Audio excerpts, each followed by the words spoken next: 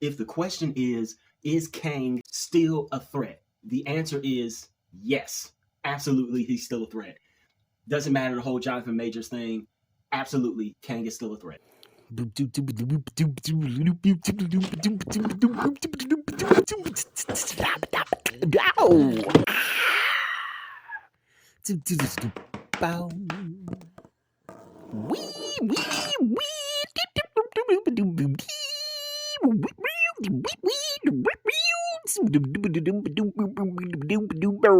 Wow.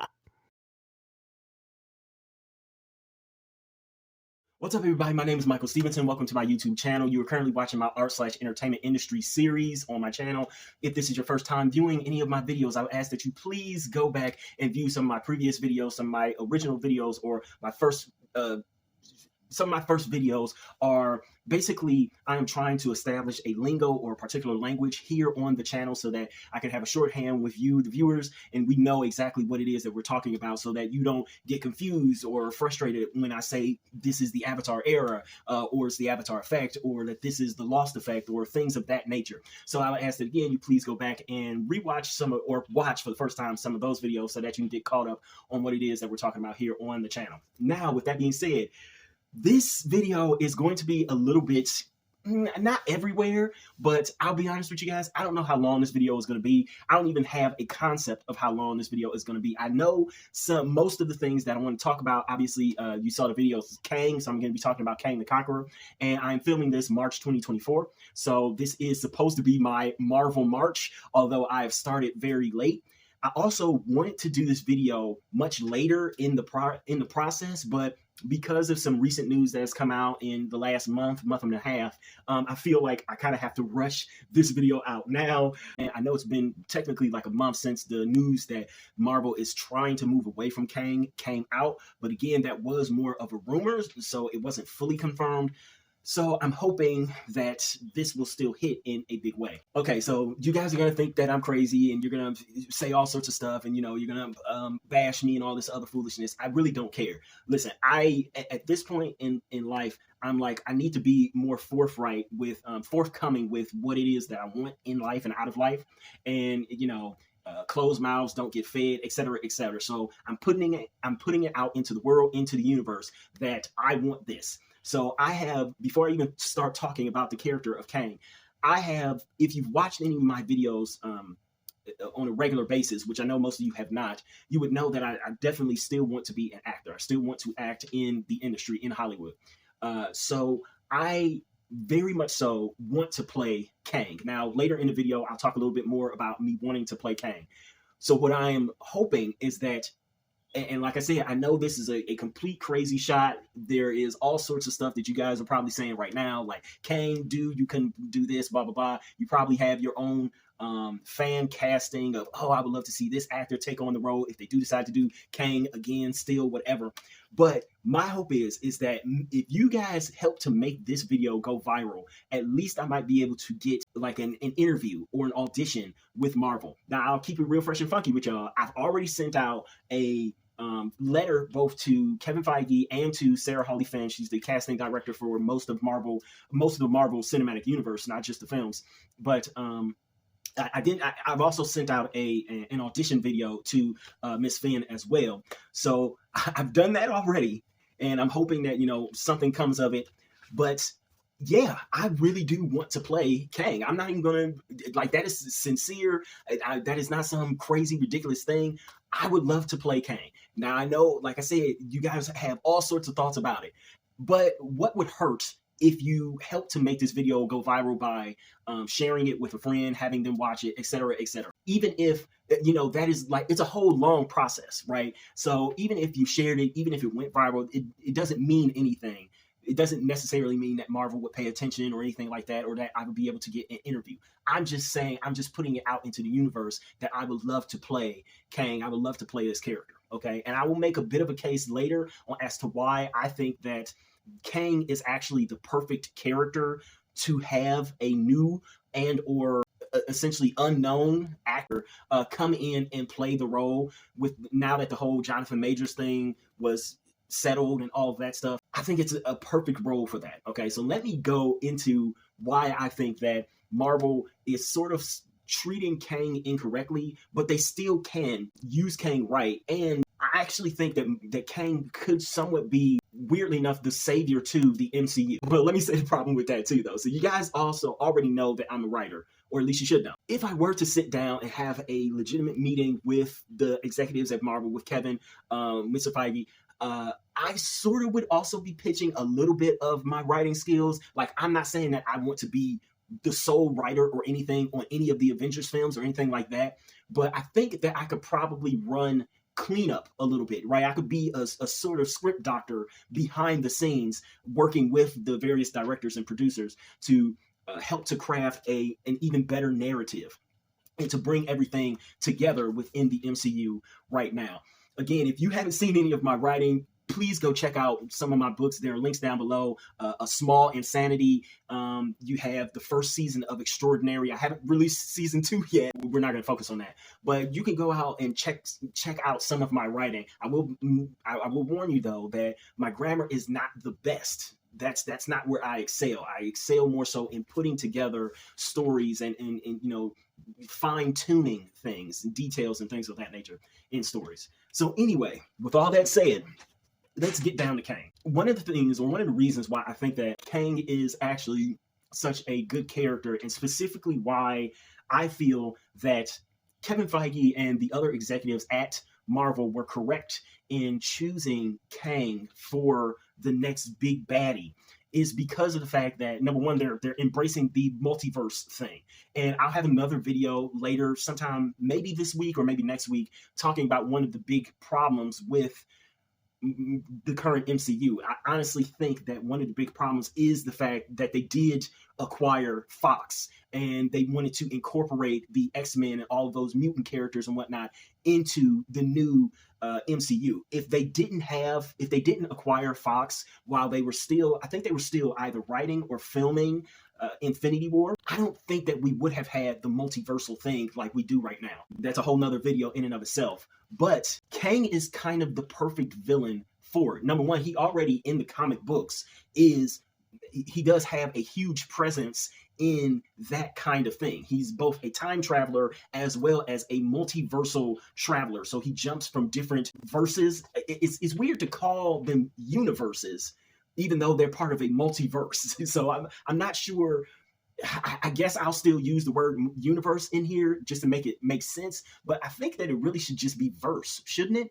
Anyways, he travels from one universe to the other. He has destroyed universes in and of themselves together. And one of the biggest parts of him being, in my opinion, an actually great villain for the MCU right now is that he actually knows who the Avengers are.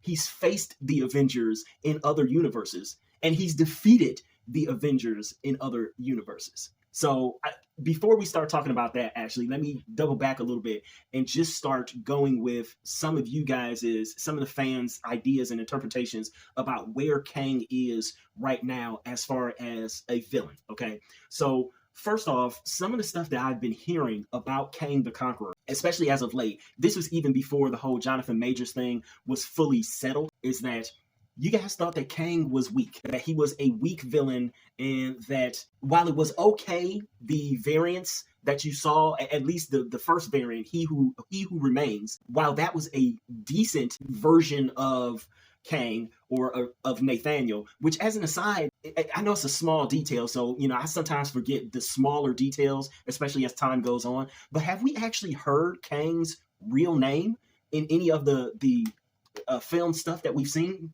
at this point? Obviously, we've heard Victor Timely, we've heard He Who Remains, and we've heard Kang. But have we heard Nathaniel? Have we heard that name yet? Because I feel like we haven't. In any case, some of you guys are saying, like, well, he's weak. He's a weak villain. He Who Remains, he was okay. He was, sort of fun at the end of Loki season 1.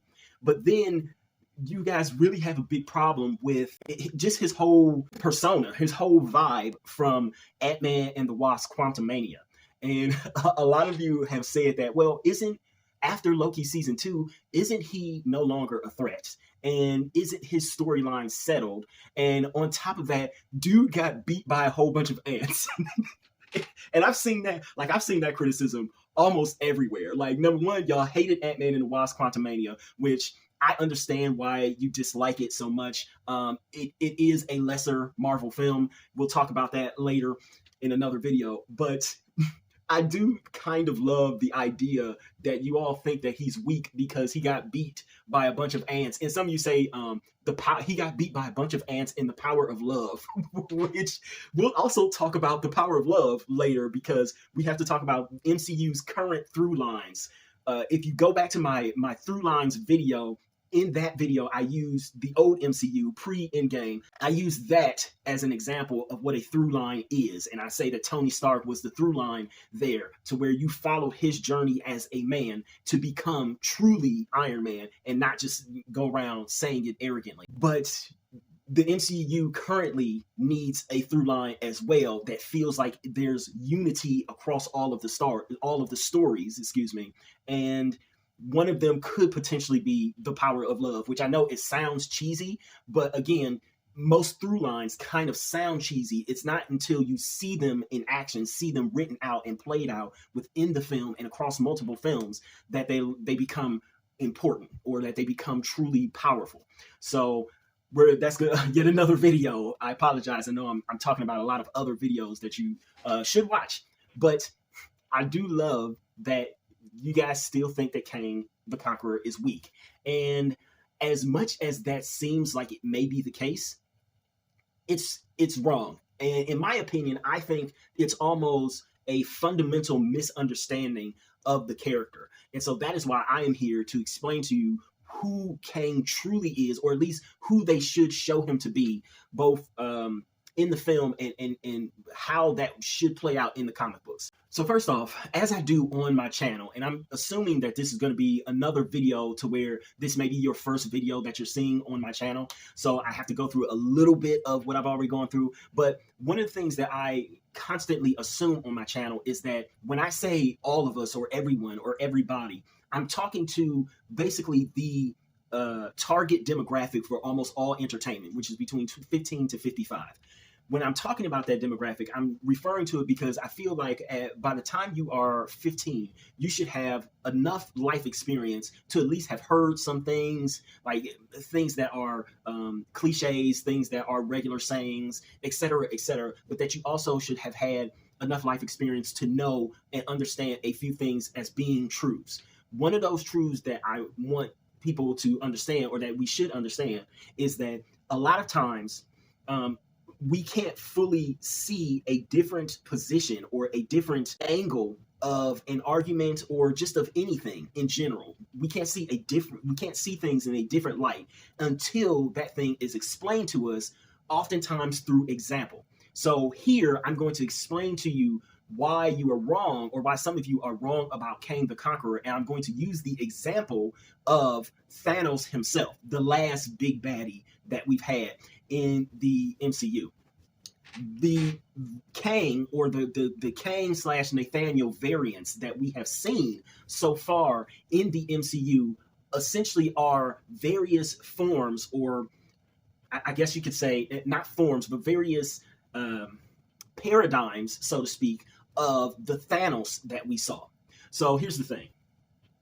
The first Kang variant that we saw, He Who Remains, can easily be compared to Thanos when we see him at the very, very, very end of Infinity War, and or at the very, very, very beginning of Avengers Endgame. In other words, that variant of Kang, that He Who Remains, he is, for lack of a better word, a gardener. He has already completed his mission, whatever mission that is. Now, of course, it's supposed to be revealed to the audience what his mission is / was. But he is basically Thanos sitting in the garden. And literally, he's sitting at the end of the time pruning his tree, his sacred timeline, his sacred tree, his sacred vine, whatever. He's sitting there literally pruning his tree so that it doesn't become overgrown like we see Loki has in season 2. At the end of Loki season 2, Loki has this great massive sort of tree of life, but his is overgrown and there's constant branches constantly being, new branches being formed, etc., etc. Kang has a different version of that, but he just wants one straight line. He wants just one long stalk growing all the way up like a jack and the beanstalk. It has no branches off. It has none of that. He who remains is essentially the Thanos that we see, who has already finished his sacred pillage, his journey, whatever you want to call it. He's done. And he's there sitting at the end of time, kind of enjoying the fruits of his labor. He has defeated all of the other Kangs. He's done all that stuff. The Kang that we see in Ant-Man and the Wasp, Quantumania, conversely, as opposed to the Kang, the He Who Remains / Gardener Thanos, that Kang that we see also is not actually Kang, cannot be compared to the Thanos that we see at full power. Instead, I compare him to the Thanos that we see in Guardians of the Galaxy Volume 1. Essentially, he also is somewhat, it's not that he's content, but he has been lulled into not really being nearly the superpower, the super villain that he really should be.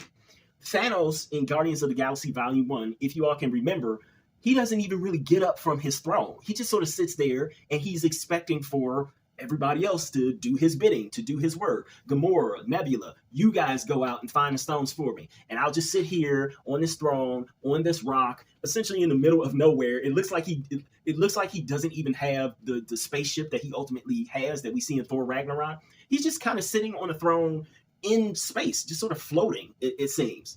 But he's laid back. And yes, he is on a mission, but he hasn't been fully activated yet into the Titan heavyweight that we then see in both Infinity War and in Endgame. He hasn't been like, he hasn't had to do that just yet because he's trusting in his ultimate plan. That is where I would place Kang the Conqueror that we see in Ant-Man and the Wasp, Quantumania. He has not had to fully and wholly activate any sort of real plan. First off, let's keep it real fresh and funky. He's in a universe that he has never been to before. And we can assume that this universe is unlike any other universe because it's the quantum verse. So he doesn't know that he is on a particular Earth, but sort of also not on a particular Earth. He doesn't know where he is, basically. It would be like, God, I'm trying to think.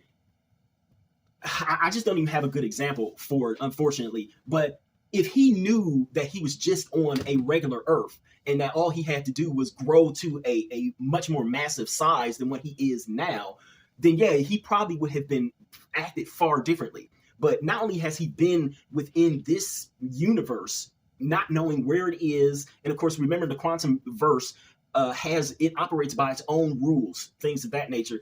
Maybe some things are real, maybe some things aren't. Trees and broccoli and vegetables, they talk to you, right? It's weird. And most likely he probably has never been there because he asked Van Dyne, Janet, he asked her, like, what is this place? It's something that he's never seen before. Even there, he still manages to start conquering and he forms his own little empire or what have you, empire, kingdom, whatever it is. But you can tell that it is not part of his plan and that he has grown kind of bored. And I think that is the same level of where we saw Thanos in Guardians of the Galaxy Volume 1. The moment that we actually get him back onto Earth, in the same way that Thanos was finally activated in 2015, where we saw him actually grab the gauntlet and say, fine, I'll do it myself. It was in an after credit scene, albeit, but still. Once we finally did see him activated, then it was like, oh, holy crap. This Thanos guy, he really legitimately is a threat. Like, we thought that he was kind of weak and he was just sort of sitting out there and, he sent other people to do his bidding. Who does that? Blah, blah, blah, yada, yada, yada. Then he really became a threat. That should be in most of you guys' minds where Kang is. So I don't want to say too much more because, again, that could potentially, if everything went well and I got super lucky, right, that could potentially constitute spoilers, right? So I don't want to do that. I don't want to spoil you guys on anything just in case they do sit down with me for a meeting or in case they still have plans for Kang going on in the future and, some of the stuff that I'm saying plays into it. But I will try to say this, try to explain out the threat of Kang. So again, let's use an example, and this time let's use a real world example. Let's build this paradigm, and we'll build it around sickness. So consider Kang to be a virus. Let's say the common cold, right? Right now, I'm assuming that the majority of you people, the majority of my viewers are probably young. Probably a lot of you are male. Let's keep it real. And maybe some of you are comic book lovers. Maybe some of you are just movie lovers. Maybe some of you are just comic book movie lovers, whatever. If you're young, be under the age of 40, under the age of even 45, let's keep it fresh. You probably have contracted at some point in time, some point in life, the common cold, the flu, I don't know, get some other viruses that you can contract. You probably contracted them at some point in time, and it was fine. Yes, you were sick for a while. You had a stuffy nose, or you had a runny nose, or both. You could barely breathe. You had congestion. You didn't feel well. You were sneezing all the time. You were coughing all the time. Your throat hurt, felt sore, etc., etc. But you went through all of that, and eventually, after a week, maybe two, you got over it. The symptoms came, they showed themselves, they kicked your butt around for a little bit, but you got over it. Now consider your elders, the older people in your life. We're talking 65 plus, 70 plus, 80 plus, 90 plus, if you are so lucky as to know a 90-year-old in your life, however, whoever they are. The older we get, weirdly enough, the less able our body is to fight off these things that we seem to be fairly easy for us to fight off when we were younger. So if you, as a 20-something, as a teenager, as a 30-something, even a 40-something, get the common cold during or the flu during flu season during the winter, it's uncomfortable, but you know that you'll get through it, right? If you get it at 80, suddenly it's, oh God, it's, we don't know. It's very iffy when you get the same thing, much, much older. Now consider Kang to be that virus. Now think about this. We already know that Kang is a time traveler, and he is a verse or universe jumper. So he is a multiversal jumper. He jumps from one universe to the next. So think of Kang almost as a virus, as the common cold or as a flu that comes to you when you're young, when you are a teenager, when you are 20, when you are 30, when you are 40, and he infects you. And he says, wow, you're really kicking my butt. Your body, you're young, you're youthful. You are really kicking my butt right now. I'm going to be passed from you within a matter of a week after showing symptoms. You'll be okay in a couple of days. You know what? Instead of playing out the entire sickness right now, I have roughly about 4 more days of being inside of your body and making you congested and making you sick and making you all of these things. How about we take a rain check? I'm going to put an IOU in your body, and I'll come back and visit you and finish this sickness 60 years from now. Think about how crazy that is, okay? Think about that again. If you got the flu at 15 years old and it's March right now. Say you're 15 years old or 25 or 35 years old right now today, March, whatever date is that you're watching this in 2024, and you get the flu and you have sniffles and you have this and all this stuff. And then suddenly within a minute, it's just gone. No congestion, no anything. All of your symptoms are just gone, and you close your eyes, and on the back of your eyelids, it just reads, I owe you, see you in 60 years. And then 60 years from now, same time in March, okay, you are alive, you're 75, you're 85, you're 95. You get that same exact flu variant. You haven't been immunized, you haven't been inoculated, you haven't been any sort of thing to try to prevent the flu. There's no cure for the flu still. You just get the same exact flu, and it comes back even stronger. It comes back with the same exact kind of stuff. Suddenly, just one day, you're sitting there, everything is going for you really well. Maybe you're celebrating St. Patrick's Day, whatever. And then, boom, congested. Boom, your nose is running. Boom, you maybe have a headache. Your throat is stuffy, and you can't breathe, and all of this stuff. Suddenly, that common cold, that flu, that sickness that you were easily able to get over when you were at your strength, when you were at your strongest, when you were youthful and young and vibrant, suddenly now that thing has traveled through time and now it's back at you, right at your door, knocking on you when you are much older, your body is frailer, your bones are thinner, you probably don't have your real teeth anymore, you're not nearly in the same kind of shape, mentally, physically, even emotionally. You are not in any way, shape, or form in the same shape to effectively fight off that same exact flu, which has come back just as strong, if not stronger, this second time now that you are older. That essentially is Kang. I know that's a crazy thing to think, but that's Kang. Again, imagine your worst sickness, and just in the middle of your worst sickness, the sickness itself comes out of you, personifies itself, and says, all right, let's finish this later on. And then it just comes back years later. All right, I'm ready to finish it now. That's who Kang is. Kang is very seldom ever killed. He just leaves, and he ends up somewhere else in the multiverse. Somewhere through time, somewhere through space. Maybe he ends up still in the same universe, but it's years later. Maybe it's years earlier. We don't know. And worst of all, as I said before, is again, he has battled most of the Avengers, if not all of them, before.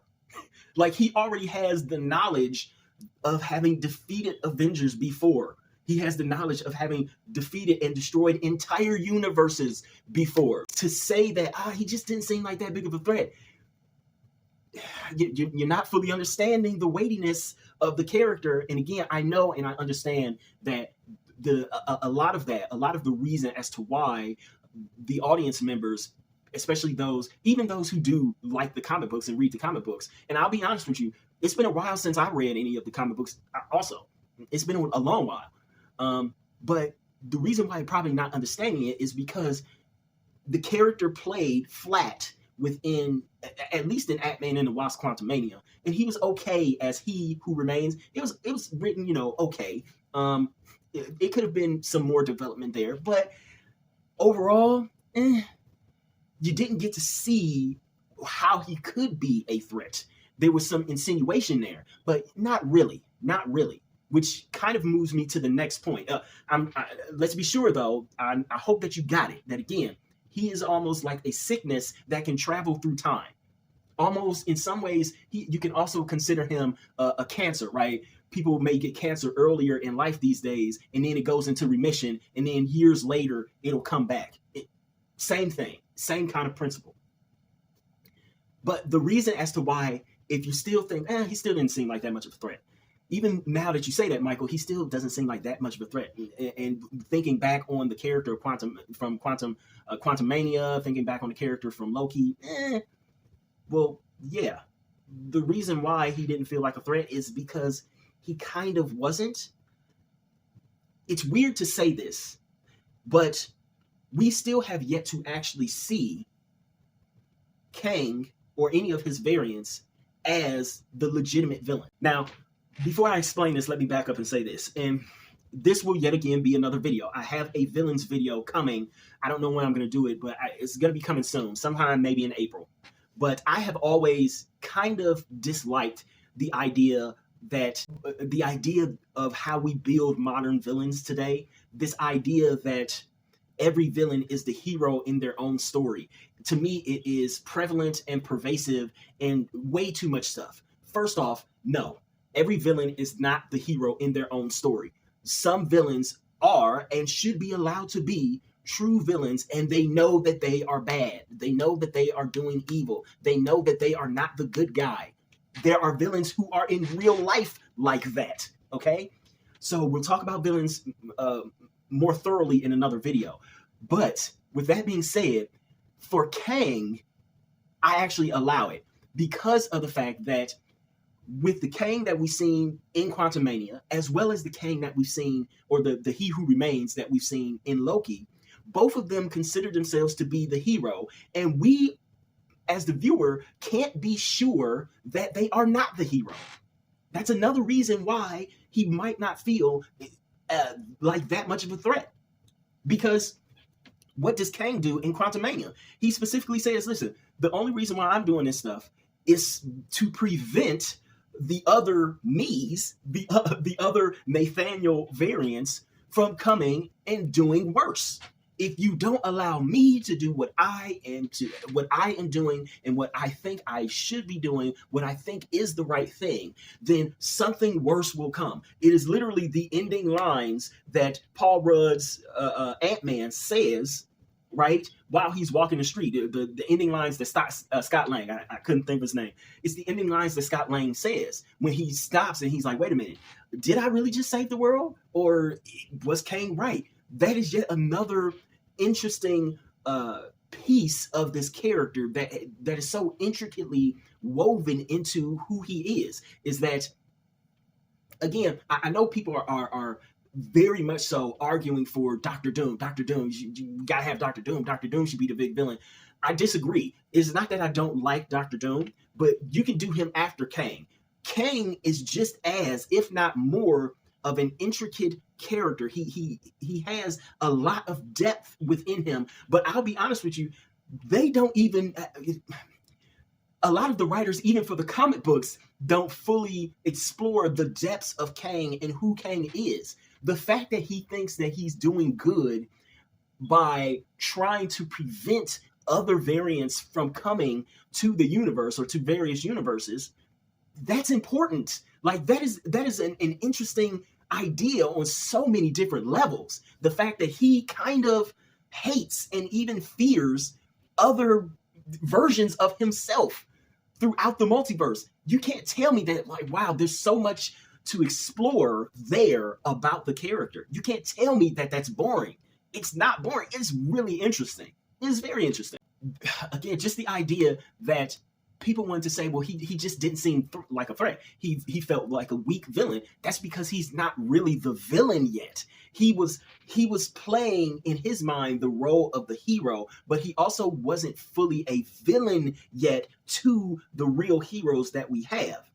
Therein is also the difference between him and Thanos. Thanos, look, you can argue all day about, well, Thanos thought that he was the hero too. He thought that he was the hero too. Sure, but Thanos also was already on his sacred journey, pilgrimage, to do what he thought needed doing. He just knew that, look, I'm going to have to kill everybody. I'm going to have to kill pretty much half the people or everybody. And he justified that in his mind through, well, it's just resources and stuff. Like, it's just resources and stuff. Kang is a bit different in that, yes, he sort of feels a similar way, but also you have to understand that he has yet to fully enact any kind of plan outside the quantum verse. His whole purpose in that movie was simply to get out of the quantum verse. Just to get out of the quantum verse yet. He had, golly, it's hard because even then when Van Dyne and stuff was talking about how, oh, she saw this and she saw that, yada, yada, yada, and he sort of explained his plan, even then it wasn't really explained very well what he truly was going to do once he got out of the quantum verse. Yeah, it explained that, well, he had already destroyed some universes and whatnot, and like, well, is he going to destroy this universe, et cetera, et cetera. But there was so much sort of fuzzy logic there that it left you, or it should have left you, wanting for more answers about why he thinks the way that he thinks. Because the Council of Kangs, if you guys don't know anything about Kang, you basically see a little bit of it at the very end in that after credits scene in Ant-Man and the Wasp: Quantumania.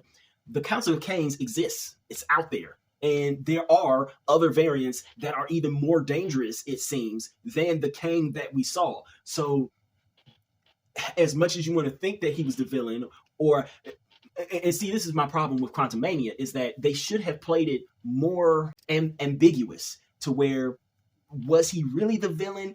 Like, that should have definitely been the question throughout everybody's mind in almost every single scene that he was in. Like, was he truly the villain? Was he truly the villain? Because that's how you should have felt leaving that movie. Like, wait a minute, is he the villain? I feel like they did a better job of it in Loki with He Who Remains, because all he's doing is just sitting there and he's pruning the timeline, making sure that there aren't these wild variants throughout the universe. And it's like, I feel like on some level you can relate to that, because if it starts to get too outrageous, then who knows what will happen. Yeah, Kang was not actually a villain. And that's another reason why he didn't seem like a legitimate threat. So then how, and let's try to end this video.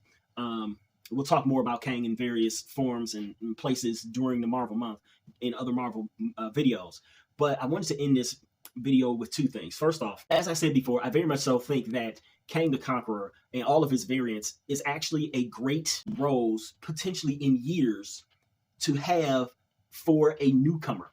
To have someone who is a newcomer to the industry or who is an unknown fill that role. And the reason why is this. Number one, that role in and of itself, as I said, there are tons of variants, tons of different Nathaniels, different Kangs, different Victor Timeleys, right? There are tons of variants to that one specific character that can all be played by the same actor. I think that the role should go to somebody who is someone who has been working to try to hone their craft, working to get into the industry for quite a long time. Because if you do give it to someone who has been a struggling actor, but who also is very much so, someone who also is very much so committed to the craft, then what you should be able to do is that the role of Kang and all the variants in and of itself is going to basically play like a sizzle reel, like a sizzle reel, like a reel for REEL for a potential actor. It can show all of the range of almost everything that an actor can do. It should show them dramatic. It'll show them during fight choreography or dance choreography, what have you. It should show them being comical. It should show them in all these different things. The industry can find out what this actor can do super quickly. And just see, like, okay, they can do comedy, they can nail that, they can nail this, they can nail that, they can nail this, they can nail that. That is great for a new artist. Like, there are so many other actors to where we already know what they can do. We already know that, that Denzel Idris or Idris, Damon Idris, the British guy from Snowfall, we already know what he can do dramatic-wise. We already know what...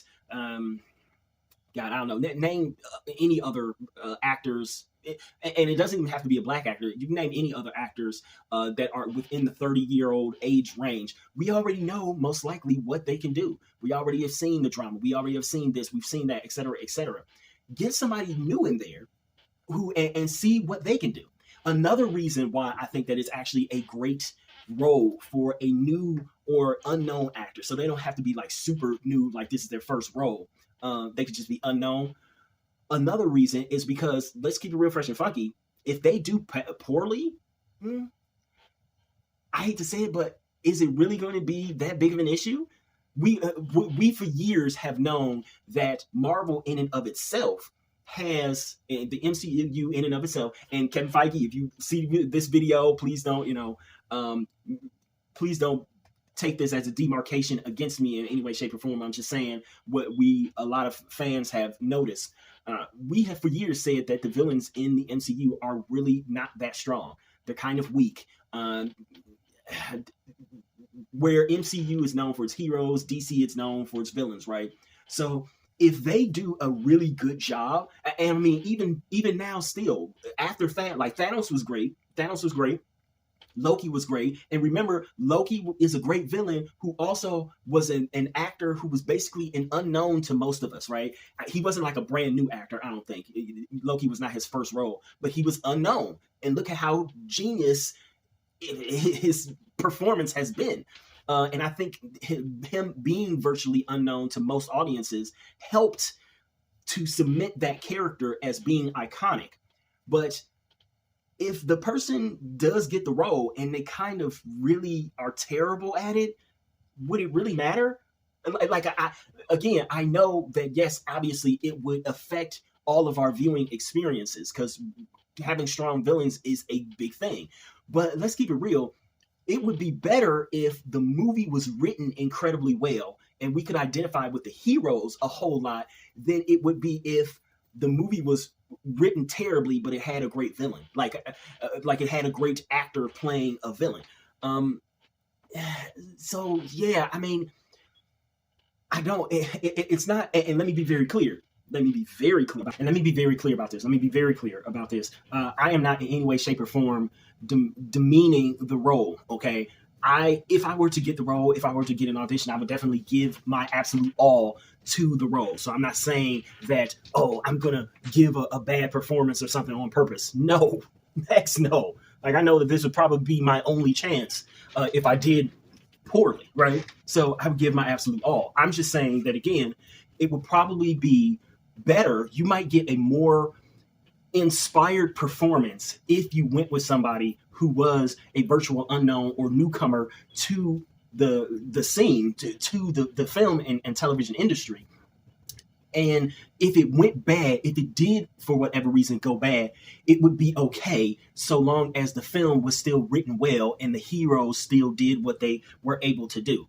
Yes, there have been bad performances in some of the other films, but they were still really good films. That's all I'm saying. So it shouldn't be as big of a worry or as big of a concern is all I'm saying there. So then finally, I wanted to talk about this idea of what the video saying, what the title of the video says, that do I think that Kang can save the MCU? Absolutely. I absolutely believe that Kang can save the MCU and that they are maybe making a mistake in going away from Kang. Look, I know that a lot of you all want Doctor Doom very badly to be the big villain, like the big dude. But I still feel like Kang has more intricacy within a more depth of character that can be explored in various media and in various ways, okay, that has not been explored yet. Again, the idea that he is either not a threat, if that's your concern, that he's not a big enough threat, I think that he's one of the only, well, not the only, certainly not the only, but I think he's the strongest threat that you can have that both utilizes the time jumping as well as the multiverse time, not timeline, excuse me, multiverse ideas, paradigms in a unique way that can unite almost everything. Okay.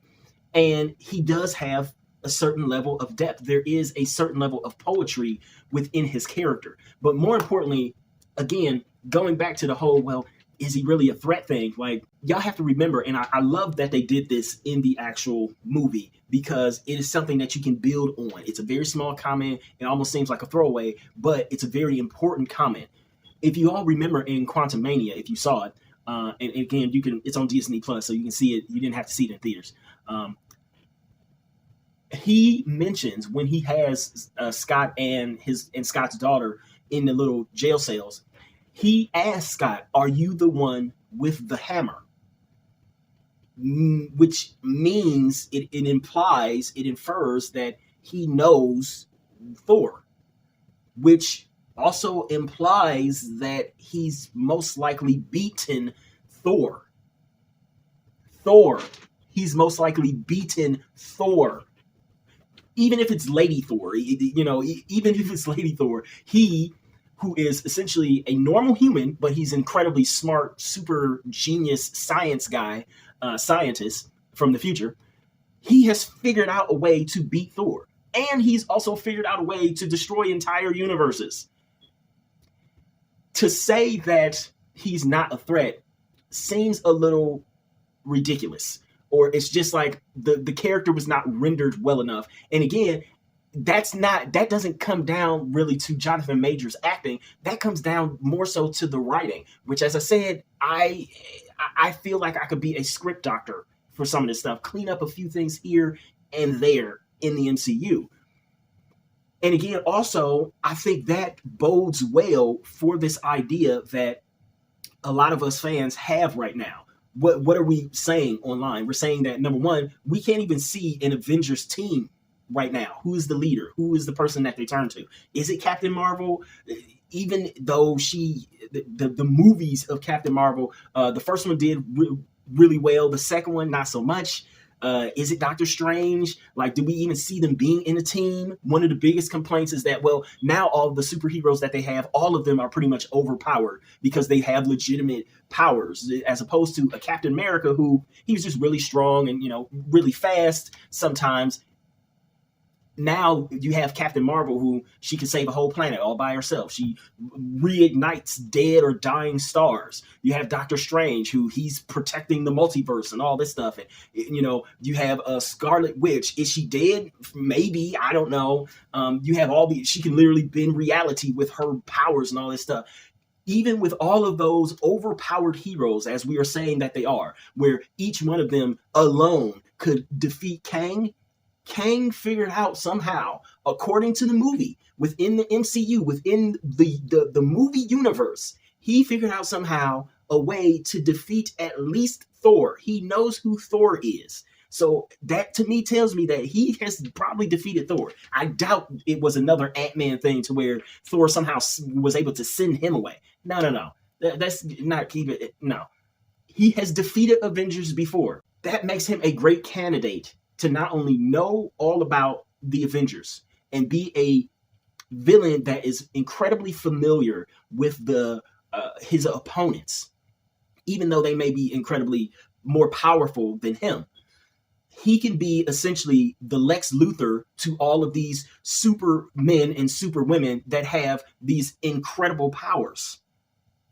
I think that he still is the perfect villain for the MCU going forward. And more importantly, as I said, because he knows about the multiversal thing, there's a lot of stuff that you can do there. I'm not going to go into it because, again, I would love that meeting with Marvel brass to talk about the MCU and talk about the future of it. And of course, I wouldn't share anything. I would sign an NDA, whatever they want me to sign, so that I wouldn't be leaking or sharing stuff. But that would sort of be a little bit up to you guys. Help me make this video go viral. I know some of you are probably still hating on me like, dude, you're stupid, you're this, you're that, etc., etc. But again, what would it bother you? It would bother you none. And even if I did get a meeting, it doesn't mean that I would actually be the actor. I could just be behind the scenes, or it could lead to nothing. I just want to get a meeting with Marvel. Okay. Again, I think that I very much so understand the character. And I think that I just see other ideas that they could be doing right now that could truly, once again, unite the entirety of the MCU in a way that maybe they aren't seeing. That's it. So I'll probably talk about Kang a little bit more in some other videos, mention him here and there, especially if he's relevant to the topic, etc., etc. I know that this is a long video. Again, I apologize for that, but, I'm long-winded. I don't know what you guys want from me. I wanted to explain a whole lot of what I see Kang as and Kang being in the future. I think that they should still go with Kang. I really do. So yeah, time's ticking, and I don't know. If they don't go with Kang, I don't know who the next big baddie would be. I just feel like Kang would be the perfect one. He's really perfect for it, and I understand why Feige went with him. So I would say Kevin Feige, let me put it this way. If it was, in fact, your personal decision that we should probably go with Kang, trust your original decision. And if it wasn't, then whoever's decision it was that you okayed, trust their decision and trust that when you said okay to it, that you were right. You were right. So I think that's all I want to say in this video. And I don't have a sign off. So while I don't have an official sign off yet, I guess I should do the whole please like, comment, share, and if you so desire and you want to see more, subscribe. But more importantly, I will ask that you please go and purchase one of my books. They are mostly ebooks, and pretty much they are all under $10. See if any of my work is actually any good, if it lives up to any of the things that I'm talking about here on my channel, specifically with the entertainment industry videos. So please go purchase my books. All of my links are down below. Thank you.